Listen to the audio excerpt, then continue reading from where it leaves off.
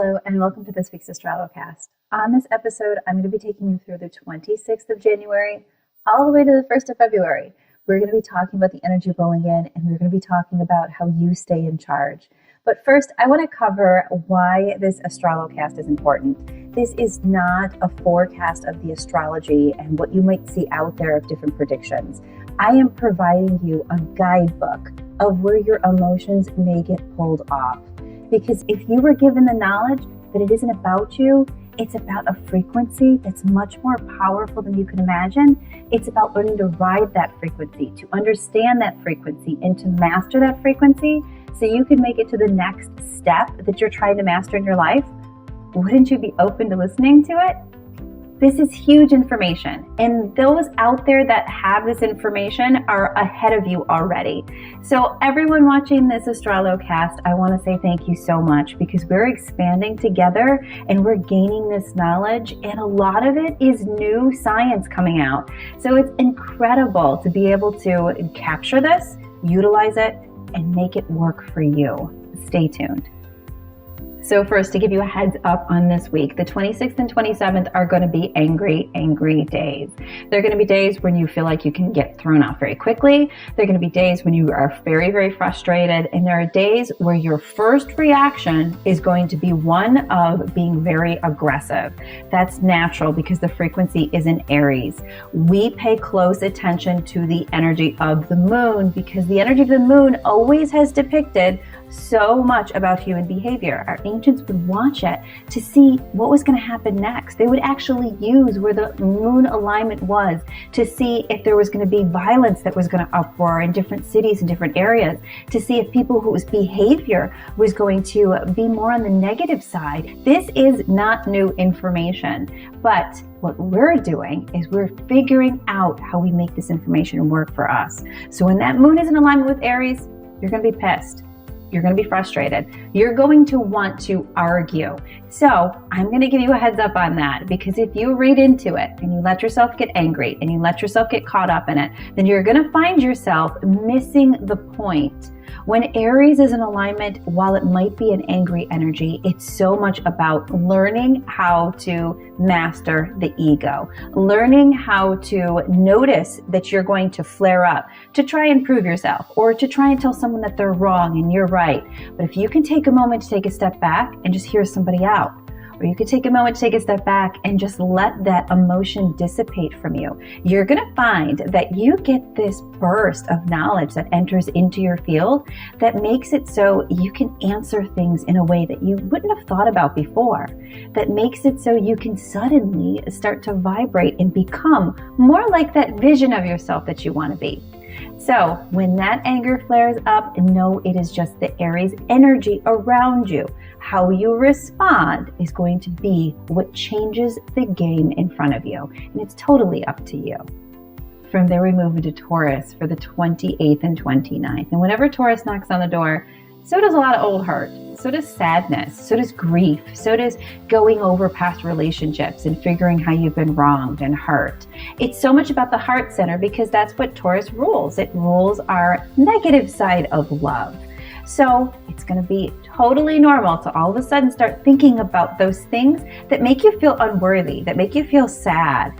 If you stay with that emotion, you're going to find that you're going to keep going deeper and deeper into it, and it's going to be a very depressed time for you. However, if you can recognize that it is just the frequency energy coming in, and you're able to step back and maybe grab a journal and write down some of the things that have been coming up for you that are issues from your past, and then take a moment during the next full moon to place them in a fireplace and burn them, or do some kind of a ritual of release, you're going to find that you were just given a key on something that you've been trying to release for a long time. And by not following that negative energy, you were able to follow your intuition, which led you to being healed.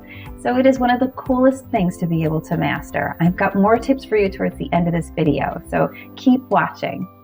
Quick side note, take a peek in the notes of this video for the link to my new podcast, AstroloStars, for parents. I walk you through each week exactly what your children are going to be behaving like, the things that might flare up within them, and how to keep them balanced. It's an awesome new series, so please take a look. Then we move into the 30th through the 1st of February. So the 30th of January through the 1st of February, you can really expect a lot of up and downs in manic behavior. So you're gonna find yourself needing to move, needing to get up from where you are. You're gonna find that if you're sitting still, it's like your skin is crawling. We're gonna be in alignment with Gemini, and Gemini is about movement and new experiences.